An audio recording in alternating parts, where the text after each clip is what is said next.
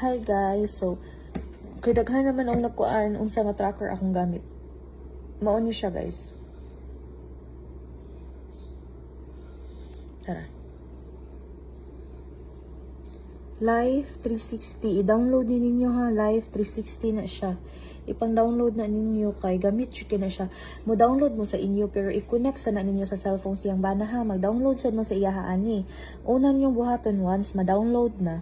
Nay mo tatak if i-enable ba nimo ang notifications. Once imo na siya i-enable, meaning mo notify siya. For example, nilakaw ka, nya maabot na ka, nagkuyog na mo tatak man na. For example, shy ka kanang drive 3 kilometers, anak kung pila ka kilometers kagikan.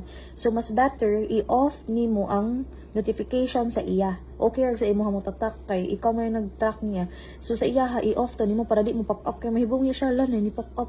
Nga naman niya, makatatak man sa kuha sa kong asawa niya.